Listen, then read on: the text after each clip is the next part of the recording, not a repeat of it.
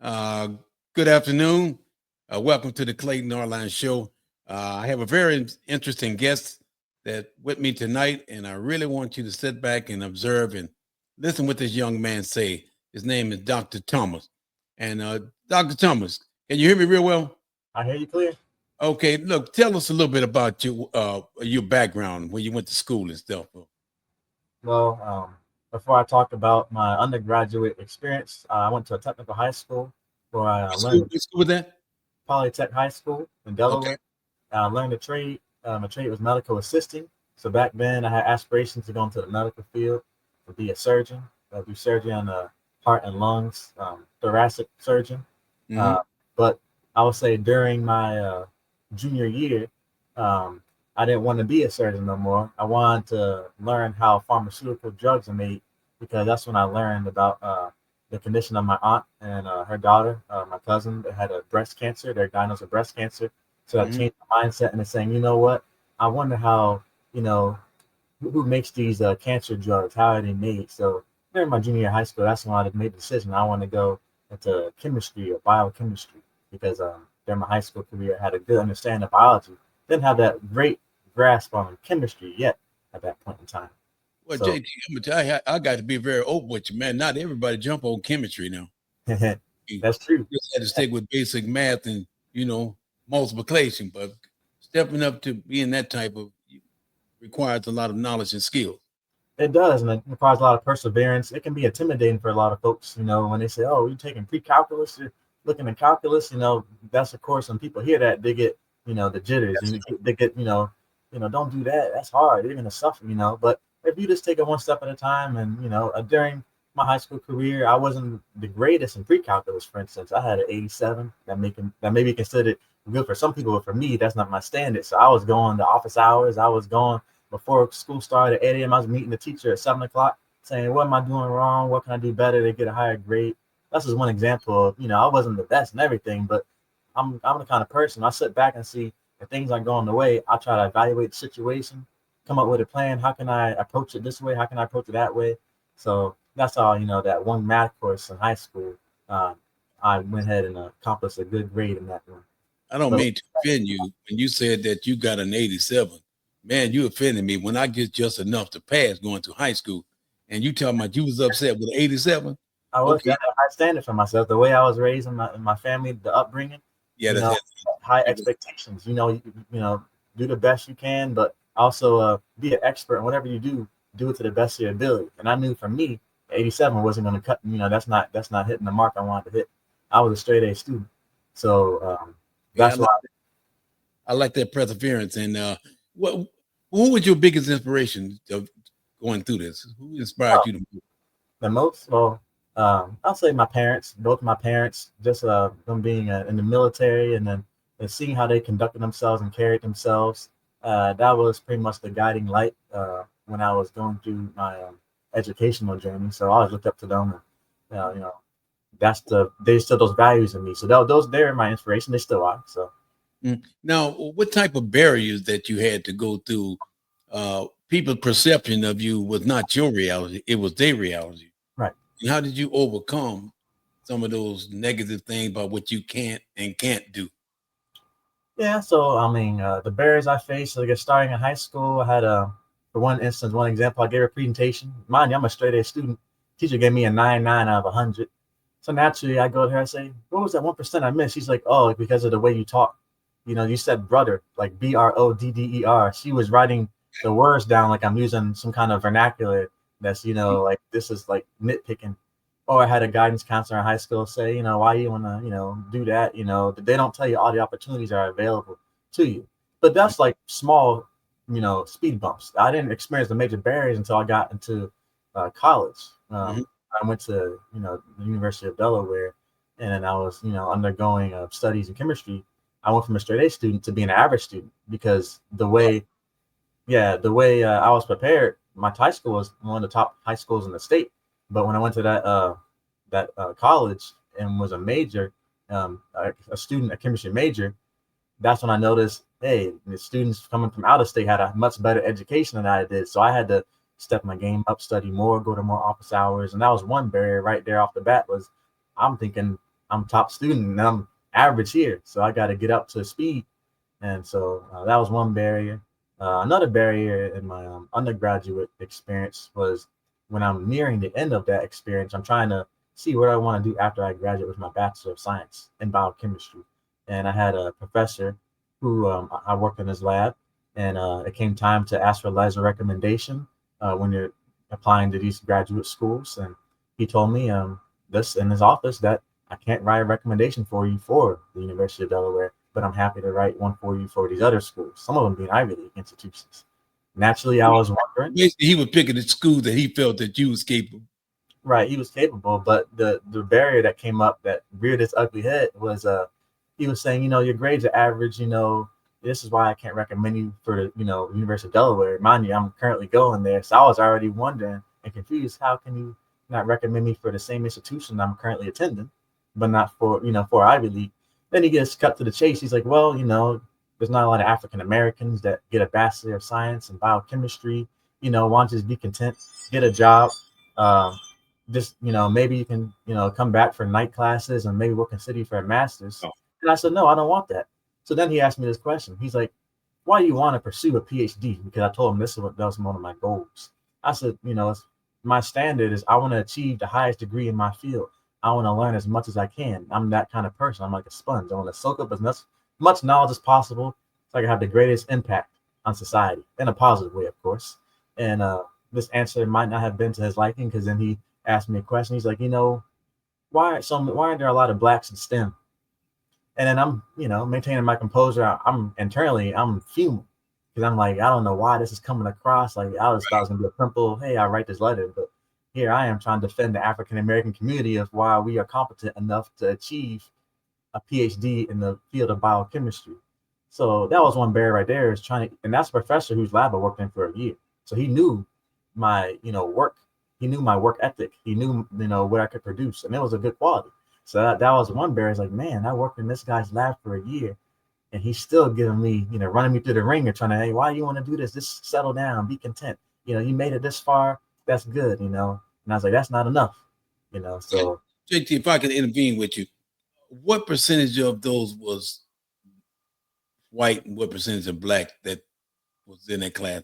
I know it had to be a low percentage of black scientists, but what percentage of white versus what you had to compete against? I'll probably say 99%. At least, yeah, because at the university I went to, 5% of the campus was African American, and 5%. And in terms of biochemistry majors and chemistry majors, there is a few here and there, but I could only probably name 2 or 3 individuals out of, I was in lecture hall full of 120 students. So I can only name maybe 2 or 3 people besides me that initially were there my freshman year, and maybe during my senior year when the graduation, maybe half of them had dropped out or dropped the major. Wow.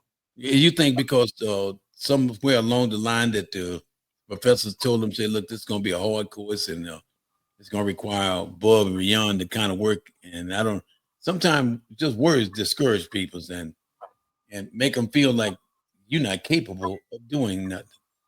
Right.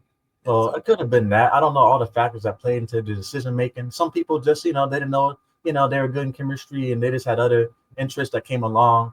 But for me, the words are like water. I'm like a duck. You know how the water goes off a duck. That's how I am. That's how I was raised. The words don't do much to me. I was a martial artist. I'm used to being put through the rigor. I'm a black belt, so I'm used to being tested. So I had a different mentality. I saw some of your pictures and stuff. But you think that has a lot to do with your discipline as far as determined? You think that martial art had a lot to do with your determination? That was the core of that. My parents having a military background and me being in martial arts for a decade before I went to college. Definitely. I was an instructor for 9 years at the martial arts. I was teaching class at 9 years old. So at 9 years old, I'm barking orders to people that are in the 70s. So I already had that mentality. It was like, I know how to carry myself, know how to be professional. I know, how to practice and put in the effort. If you want a certain result, you got to put in the work to get it. It's just doesn't fall in your lap, you got to work for it. And then sometimes, you fail, you're going to fail more than you succeed. But I was the kind of individual that if I failed, I would look at the situation, assess, okay, how did I fail? Why did that lead to this outcome? What can I do to not have that happen again? And if that doesn't work, what's my backup plan? I had that kind of mentality. So when someone's saying, hey, there's not a lot of you in this field, just be happy. And Right. I I played the game, that kind of person when they have a power structure over you, you smile on their face, okay, yeah, yeah. But You're right. internally, you know what you Exactly. need. So I knew when to play my hand, and so that's how I kind of survived. I said, okay, you're saying this, I'll take your word for it, just to let you know that, but I'm gonna go ahead in the background and do what I need to do. Right. Exactly. Well, from based upon what you're saying, that I think you got a lot of that trait from your mother, because the way she handled organization structures and dealing with government people. And I can see that some of the things that you talk about is some of the things that I saw and that she discussed about what she had to go through in the military as being a female.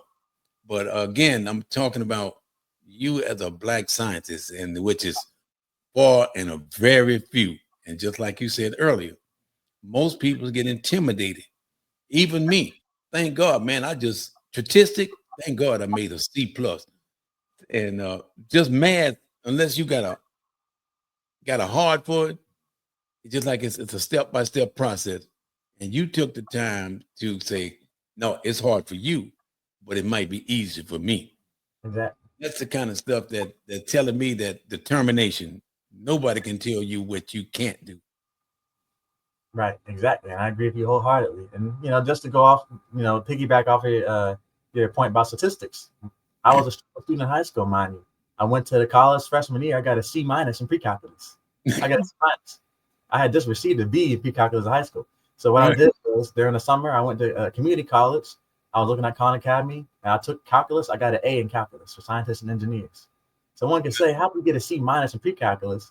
Then you take calculus, which is supposed to be harder, and you get an A.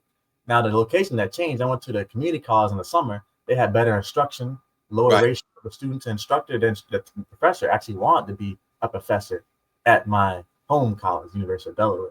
But I just put them to work. I realized where I fell short. I had a lot of hard, tough courses at the same time, so I had to make sacrifices of how much I devote my time to each course in order to pass them all. And so it That's was good motivation. I wish that lot of us would develop that type of attitude, that can do and will do attitude. Is that just how old are you? What, 28, 29? I'm 29, gonna turn 30 in a few weeks. Again, I like to talk about stories like this to encourage black men or minority people that you can make it if you try, but you got to have determination. And Right. your story, and being that young, I got to say, I looked at statistic, not a maybe 10%, maybe not even less than that. Science is black Yep. That's true. overall. That's And so when I was telling you, I told your mother, I say having a scientist is, people look at them as higher than a doctor. They think scientists, they way up, they thinking outside the box all the time. right. And so, but I certainly appreciate what you're saying, all the things that your mother did for you, because if it wasn't for my mother, I don't know where I would be. Um, but unfortunately, I grew up in a different environment than you did, and family of 12. But having that family support was one of your strengths. Uh, would you think so? Oh, exactly. They heard all the rants. They probably got tired of me telling them. I mean, and the story doesn't end there, because I only told you about my undergraduate experience. The key part is, where did I get my PhD? That was in grad school. That was at the University of Michigan. So this connect the dots right there real quick. I had to, just talk about the journey during my Mhm. senior year, after I had a discussion with my professor, my professor, pretty much, the same individual who I was doing research in this lab for a year, Mhm. wrote letters of recommendation for me. I applied to 11 schools, and I was rejected by 9 of the 11. So that's a high failure rate. Now, out of the 2 that contacted me, one was going to give me an interview in New York City. So that was the City University of New York in Brooklyn.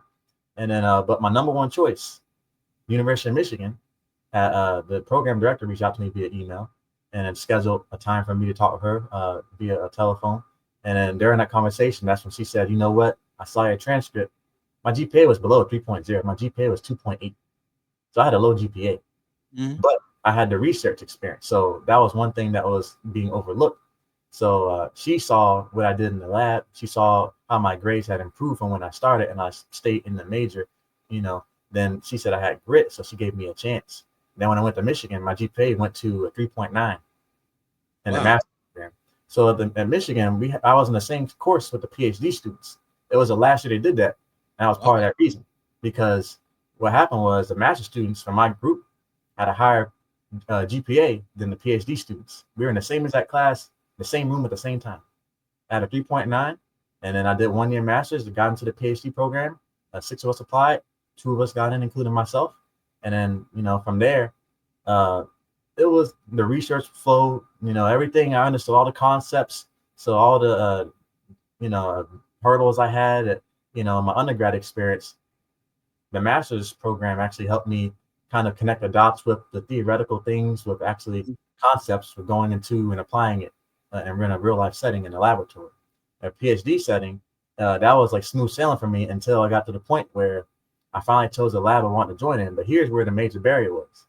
So I'm already still same situation, predominantly white institution. So I already know I'm already used to that environment.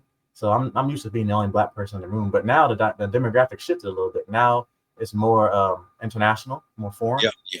So there's already a language barrier off the bat. Not a lot of Americans, just to say that, not a lot of Americans. So I'm kind of like, I feel like an ambassador of sorts. Even though I'm in America, I feel like I'm the first of my kind. Right. We're seeing. So this kind of establishing that, hey, I'm a cool guy. Don't prejudge me. Don't have preconceived notions of how I may conduct myself. So that was initial, barriers. There are people that are a little unsettled, but in terms of scientific barriers, I had a research project, which was my thesis project, and I'm working on it. I found a good molecule. I made a molecule for cancer research. I had a good discovery, and I'm doing all these experiments. I'm accumulating all this data. I'm putting it in reports, and then my professor, right before COVID, he hired these 2 individuals from another country. They joined our lab. They already had their PhDs. He put them on my project. So I was like, okay, that's fine. The more hands, the more the merrier. My goal at the time was I want to finish the project. So I'm more like a team player. I was like, hey, the more help I get, the better. Right. But what happened was, this is the key part of the story here. And I'll just summarize it real quick. One day I'm walking into the building of the lab. I'm walking down the hall. And one of the guys in the chemistry lab, who one of my colleagues, pulled me to the side. He's like, hey, how come you're not joining the meeting? I was like, excuse me, what meeting are you talking about? He's like, oh, the meeting about your thesis project. I'm like, how did you know about this meeting? He pulled me to his computer and he opened the email. Now in his email, there's a Zoom invitation to about my thesis project with all these individuals from my lab and some people from a company. My name's not included. So immediately I turned to him. I was like, hey, this wasn't sent to me. So I wonder why that is. But he kept quiet on that because he wanted to protect himself. I understood that because, he's employed. These people are not students. They are scientists hired to work in there. They want to protect themselves. But what happened from that was my work was being incorporated into a patent. And I was included on the patent. Once I caught wind, did I stay quiet? No, that's not in my character. No. I asked about it. But then I had to go to the Office of Regulatory Affairs. I had to go to the Office of Civil Rights and Title IX. I had to fight my way just to get my name, to get the credit that I deserve, to get, the visibility. Because the reason why I was so persistent, I was like, hey, I did all this hard work. They're using my molecule in these tests. They're putting in a patent.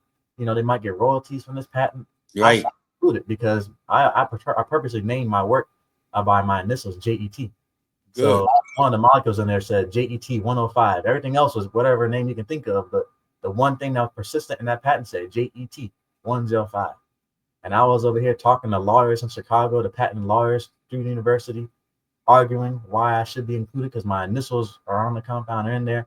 And long story short, that took about at least 6 months just to get, an agreement where, a patent could come out of that research. My thesis is not available right now because the university had to put a 2-year embargo on it because of the material that it contains from the patent. But that was a big hurdle because that showed me and at the same time, excuse me, I was being told that I wasn't working hard enough. You were told what? I was being told that I wasn't working hard enough. We had these group meetings that was mandatory. So you have to go to a group meeting every Friday from 3 p.m. to 7 p.m. And it was in one of these meetings where I was told to present a week in advance. So I made my slides for the presentation. I sent it to my professor who asked me to present. He for so he could vet it, make sure everything's okay. He acknowledged that he received them, that it was okay. Now come the day to present. This is in 2023, a few months before I'm supposed to defend my thesis. And he comes along and says, uh, after I presented in front of the whole group, that I wasn't working hard enough. Oh man. Now he said this. Now the group's, mind you, 20 people. So naturally, I'm thinking, hey, why is he saying this now? I sent to him before. He saw the content, so I just asked him, could you expand upon what was to your dissatisfaction? What did I did? What experiment did I do, or what did I not? What did I not do that wasn't to your liking that I could expand upon or improve? And in terms of clarity, he was saying, no, maybe you're just not working hard enough. And I said, well, should I collaborate with another group on the university? And I know this professor's working on this. Should I move the project in that direction? There's no definitive answer. So, I politely ended that discussion. I asked the audience if there's any more questions. No one had no questions. It was, crickets chirping in the room. Mind you, a few hours later, I'm already home. I checked my email. One of the individuals in the meeting, he's not a student. He was an employee hired. Sent me a 2-paragraph email saying I did awesome. But he used to work in the company Pfizer. So he used to work in a big pharmaceutical company. He said, well, what I saw from what you presented is more than a lot of PhD students ever do in their whole career. And mind you, in that presentation, I only presented half of what I did at the University of Michigan during my PhD studies. I presented half. So he only saw half of what I worked, the work I've done, and said that that's more than a lot of people do during the whole time. So that gave me the good validation, external validation that I was working hard enough. And then so that also gave me further confidence to push and advocate for myself. That was one of the major hurdles I faced throughout my scientific journey, educational journey, was that people try to tell you, hey, you're not working hard enough. They want to take credit for what you did. Right. Exactly. Thing is, all the people on the patent were the same demographic besides me. No, definitely. That was a smart thing. See, I got a patent myself. And a lot of time, them patent, it's a lot of politics in those patents. When you go to the patent office and the patent and trademark office in Washington, D.C., it's all those examiners. It depends on, they got a little old group thing going. So you did the right thing, putting your initials on everything, and hopefully it's already been registered. What I learned is that whatever my work is, I know it's filed in the patent office, but I always get me a copy and put into an envelope and mail it back to myself without me opening it. And so, like I said, a lot of black people, they done came up with ideas, but they didn't know how to protect it. And thank God that you are protecting that patent. Somebody can get rich off your ideal. Right. And actually I have 2 of them. So because I raised so much turmoil on the campus, I got one for this me and another scientist from the lab, and then the other one's with myself and some people from a company that is in a collaboration with the university. So that's good. If I hadn't said nothing, I would have got nothing. But by me raising my voice and advocating for myself, 2 of them, culminated from my efforts, and also a research publication. So that was just a major hurdle I faced where, they thought they're gonna pull a fast one. I was like, nope. My morals are like, I got stand up for what is right. That's mine. That's my work. And I did have, like you mentioned, you alluded to, I had to convince the lawyers in Willis Tower, Chicago, who I am, why I deserve to be up there. He was asking me like, oh, I see you did biology. You're not a chemist. Well, who you calling not a chemist? Who you think made the molecules of JET? So right. He was trying to discredit what you've done, and I had to prove myself. That's the one thing. I always had to prove myself over, go over and above what the majority of people have to do. But I was willing to do it because I was in a situation where I felt my back was against the wall. So I did it. I was successful, but it gets harder. The more you advance, I can't speak for everybody. From my experience, my hurdles have gotten higher as I've transversed this journey. I notice as the further you get along, the more people want to see you trip up. Oh, yeah. So, and the kind of job that you have and being a very limited, minority, and they're going to always evaluate you much higher than they do their counterpart. And it seems as though they know what they have, but sometimes you got some of those people in there want to deny Even reality is sitting in the face. JT, I know what you're going through because when I went to got my master's program, I was the only black person in the class. And every time I look up, I felt like I had to compete. And they're not going to give you the grade. Give all these other white. I mean, that's just the way the system is. They give all the other one that's not doing anything higher grade. But because of the pigment of your skin, that would cause you to always have to feel, why should I have to try harder? I'm doing more above and beyond everybody else, but they look at me different. And that's a barrier. And perseverance, and you know who you are. You did not let somebody perception dictate who you were. And I think that's a lot of time people allow people to discourage them. Exactly. You have to be mentally tough. So it takes a lot of persistence, but I was mentally tough, and that was those values were instilled in me from my parents and from my experience doing martial arts, being an instructor. So I knew how to roll with the punches essentially. I knew, okay, they're saying this, they're doing this, but I can persevere. I can come through this. I had my goals, my vision laid out in front of me. I said, okay, this is one hurdle, but my program had a fixed timeline when we had to graduate. So that was in my favor. I couldn't, some students would be held there, and you don't know how long it takes for you to, graduate with your degree. My program had a 5 year, Yeah. that was the selling price. It was fixed at 5 years, so you have to get out. So How many times did you defend your thesis the first time, or did they keep making you come back?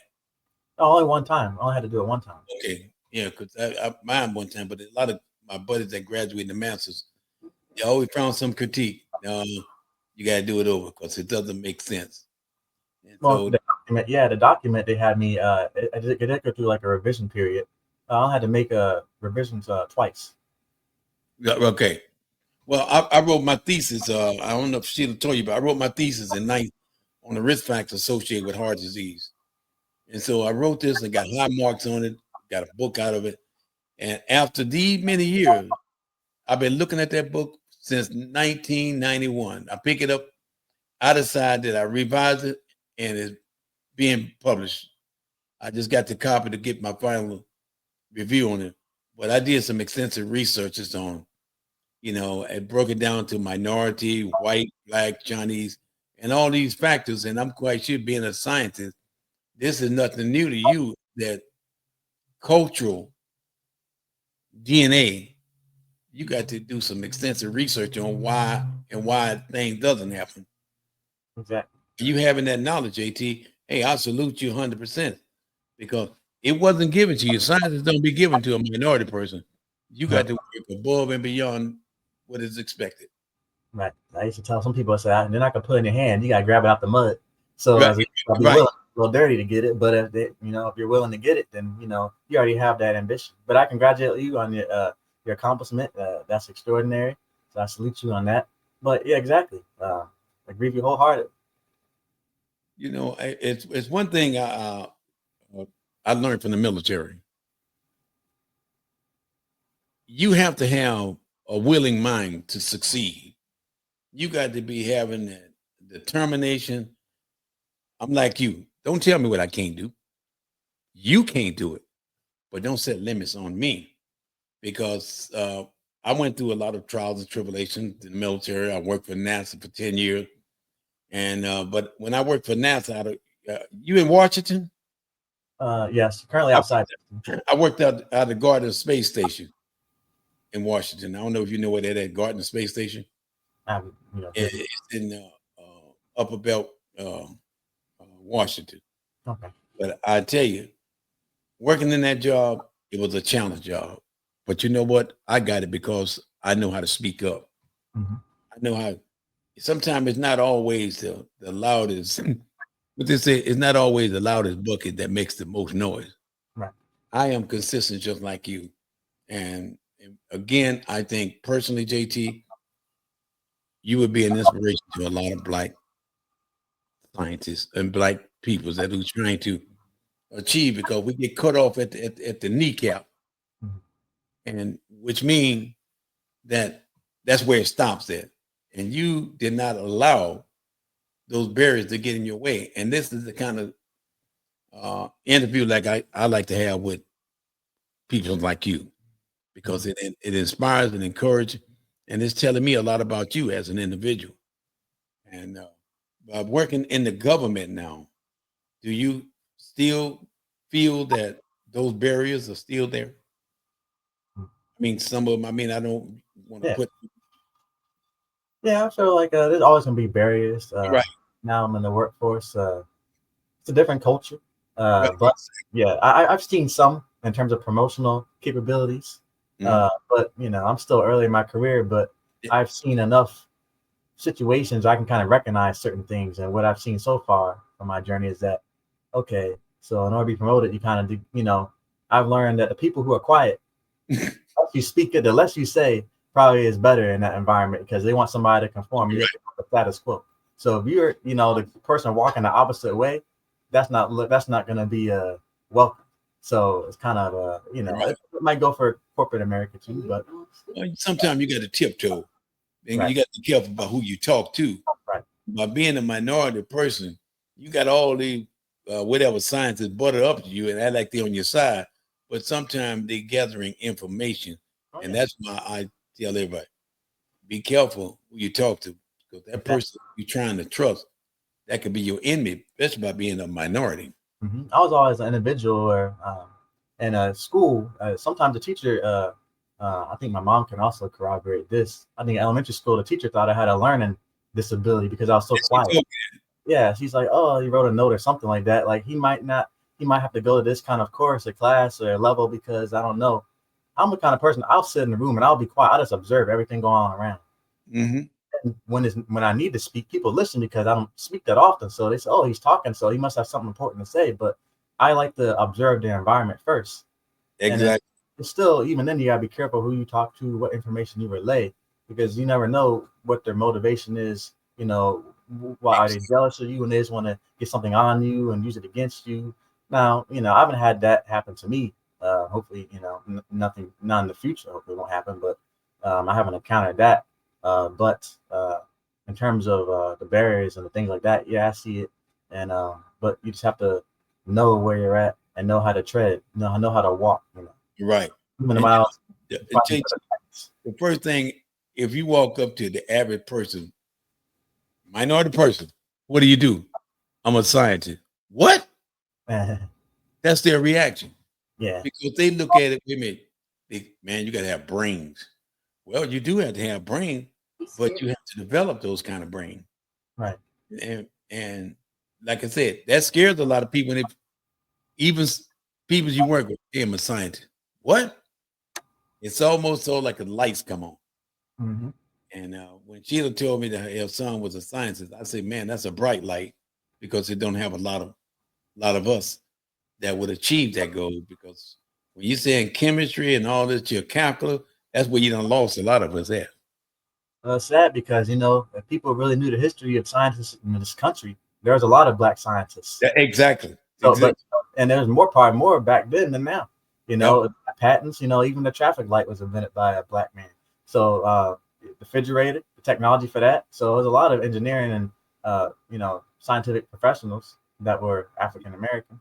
JT, I think I shared this book with your mother. It's the name of the book is a little known about Black history and all these inventors that was not recognized. Mhm. I mean, I got a whole book of who the airplane wings and the the light bulbs and man, you go on and on, but see, a lot of people don't is not aware of this. Right. And what this clown, excuse my language, what this clown is trying to do in the White House, trying to erase all of the history that all of the sacrifice that we made. And I know it's getting off the subject, but that's one thing that I think our young culture need to understand our history. Right. And a lot of things I'm still learning about our history because there's so many things to know and which is unknown, which if we can program our young kids to find out where we at, why we're not sticking together. It's all about how slavery have programmed us to think.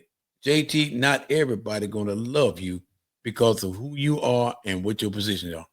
Oh, yeah, I know And, that. and why we programming things like that is because I still think it has a lot to do with slavery Mhm. and how we've been programmed to think. I don't want to see JT advance. Who in the hell he think he is? I mean, you saying, wait a minute, I'm just a normal person. My standards are just different from yours. I believe they call it the Willie Sense syndrome. That, Right, right. I think.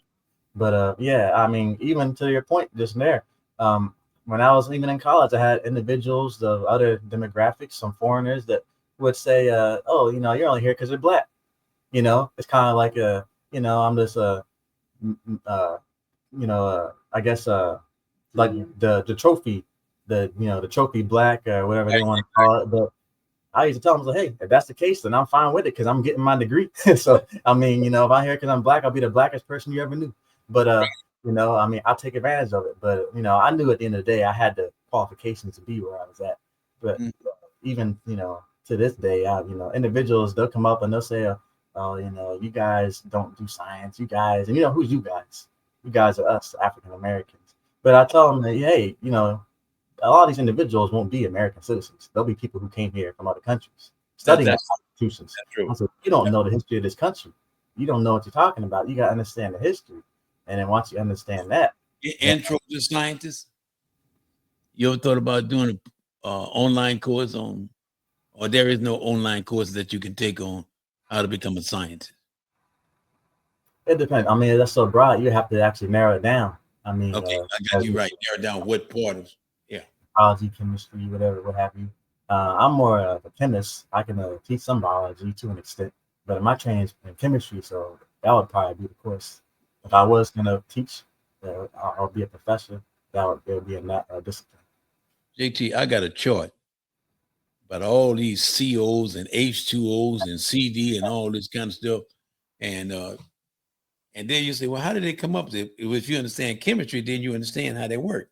Mhm. But most people, they look at this CO3 or all these different, that's where you're going to lose a lot of us there because Oh, yeah. we don't know the basic foundation of how this actually started. If you don't know the basic, it's kind of hard to understand the whole process. Right. You have to know to understand the fundamentals, and that's where a lot of people. I started high school. I took chemistry in 11th grade. I got 97%.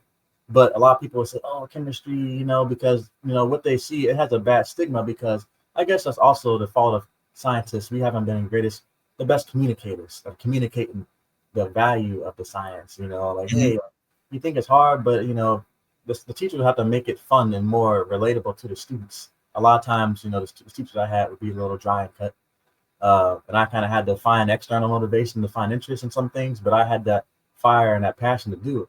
But I can see where you lose a lot of people because it's not like gym class. I would say in high school, my favorite class was gym. Yeah, I have a PhD. I like it, but my favorite class was I was out playing basketball. Right. So just say, yep.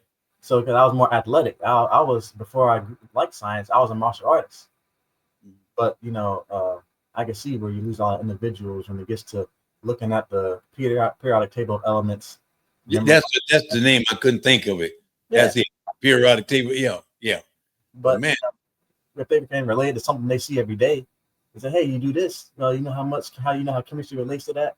And that's when you start winning people's attention. You say, "Oh, really? I never thought about that. That's cool." You're not saying you're gonna win everybody, but it has to start with relating the discipline to something they encounter every day. and then you're doing research and development. But man, when you start, then you ask yourself, man, how do they put all these formulas together and come up with this product? Well, if you understand chemistry, then it makes it much easier. But someone like me, I'm gonna talk on my behalf. That's all Greek to me. Man, it But was Greek too. it's something that you have to train yourself. Right, And right. myself, I don't know, man, I've been in the gym all my life, and that's where I over in Italy. I was in the gym every day. I'm in the gym every day here. But it's one thing that I will say. I love to see people's advance, especially our young generation. But JT, the way society is going right now, we are killing each other trying to live. And when you look at what's going to happen 10 years from now, they're taking all these programs away from minority people. I mean, everything that is essential to us, they taken away. So, what suggestion would you give these minority peoples on how to achieve their goal? What Oh, suggestion would I mean? What recommendation for those who have doubts in their mind about getting to the highest level? well, I mean, one thing for me, I don't worry about things out of my control. I worry about things I can control. So if that's your passion, I would still put forth the greatest effort you can to prepare yourself for that career that you have envisioned for yourself. So no matter what you want to go into, and it's always something that's going to go on. There are going to be barriers, but in terms of how to proceed, just focus. Stay focused on your grind. Stay up to date with what skill sets you need to be successful in that field. Yeah, you mentioned some programs going away. Yeah, some are going away, but farmer programs are still here. You're exactly. No, People kind of like, okay, so you had 10 options, now it's down to 5. Okay, boo-hoo. Look at the 5 that are available. Not to make so much trivial light of it, but it's kind of like you look at the positive side of things, like see what options are still there and see what you need to do or how to position yourself to be attractive or for that program, or talk to people that are alum from that program, reach out to them. That's one thing I did throughout my time. I was never afraid of networking. I'll send a cold email to somebody. Mhm. I might send 100. I might get replies to 3 of them, but those 97 I didn't get replies from. Yeah, that was horrible. No one replied, but the 3 that did reply, I respected the time they took for me, and I take advantage of the opportunity. So in terms of navigating the current climate, I would say if you know what you want to do, and talk to somebody who's in that profession, that field. If you have a LinkedIn, that's a professional platform. It's good to have that profile. I established that in my undergraduate career. You know, put together a resume. Do your own research. In that field. What are people? What skill set do they have in that profession? What kind of courses do they take to position themselves to be successful in that profession? And that's one way you can kind of get a roadmap for yourself in the future to see, okay, this is what I need to do to get to that position.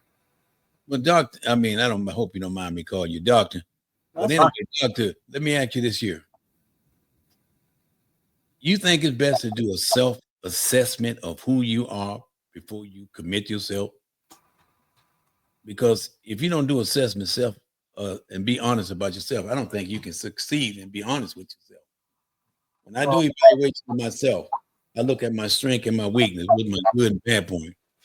But before I make that step, I got to see me as an individual. How do I see myself? How do you feel about that? I agree because I did the same for myself. I was also an undergraduate. I actually took out a Microsoft Word document, made 2 columns, strengths as one, weaknesses as well. There we go. I class. They call it T. Yes, yeah. So I do that, a T chart, yes. And then for the weaknesses, I wouldn't just list my strengths and weaknesses. I would say, okay, my weakness is this. What can I do to make that a strength? There you Do I go. read I this love book? that. Do I got to take this course? Do I go to office hours? Do I got to go to tutoring? Whatever it was. But I always had, okay, this is the problem. How am I going to rectify the situation? And that's my self assessment right there. Where am I strong? What are my weaknesses?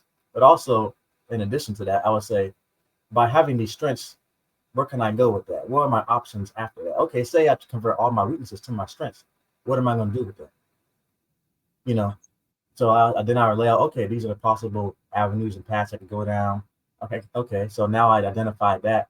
Who's in that path that I currently know right now? Mhm. Or how can I, if I don't know, how can I find out who's there? How can I get connected? How can I tap into my network and get connected with an individual that's already been down that path that has these strengths in their skill set? I would Mhm. take it a step further. Like I would plan that out, but that started in my undergrad career. While I was still leaping over some hurdles and counting some barriers, but I had a vision. I always had like a goal set. So that was the key point. I always had a goal. I never navigated without having a set goal. Because then they're Right. kind of blindly Makes walking sense. around, and I was like, no, this is my goal. How am I gonna get there? Yeah, I was diverted, this way, but how can I get back on track? Mhm. Well, it seems as though like you always strive for at the you always got a high standard about yourself. For example, I used to hear it say, "Well, I'm shooting for the moon. If I land on the stars, that's where I want to be at anyway. But I'm always going to shoot higher than what I and that's where I perceive you just talking to you. And again, when you got good, strong support, you have that self determination. Can't nobody stop you from doing what you want to do except you. And I think talking to that mother of yours for the last month, you got a whole lot of that. I mean, she look like a detective. Don't you tell me what you can do.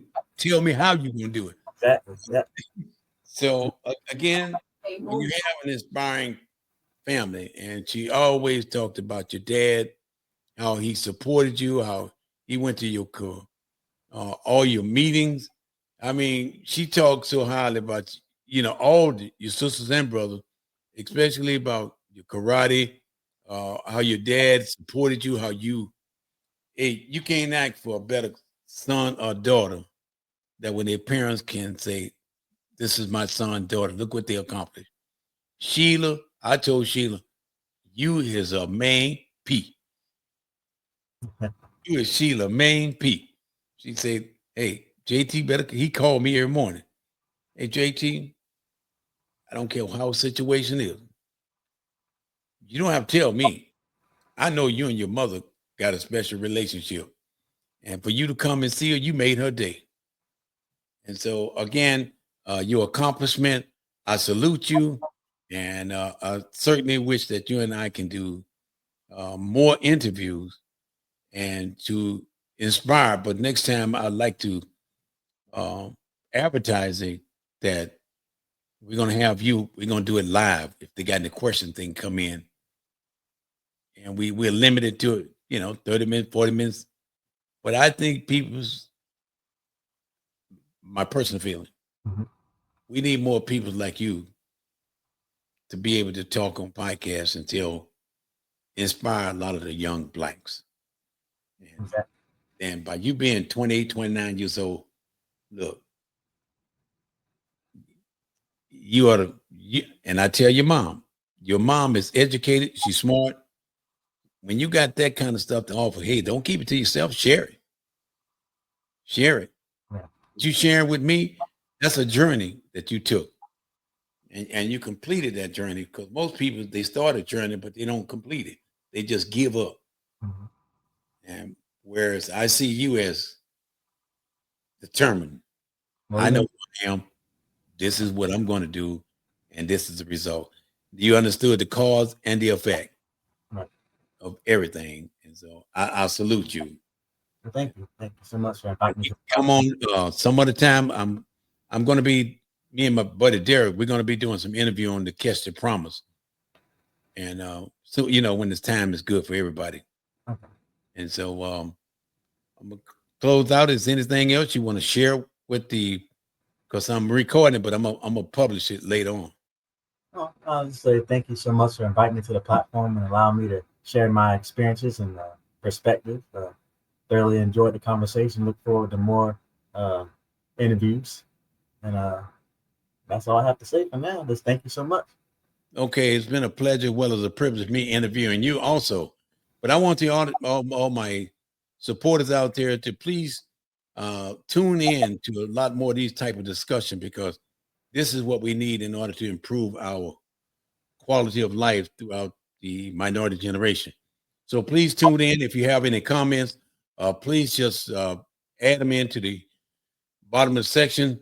And again, thank you, JT, and may God bless you until we meet again. God bless you too. Thank you. Have a great weekend.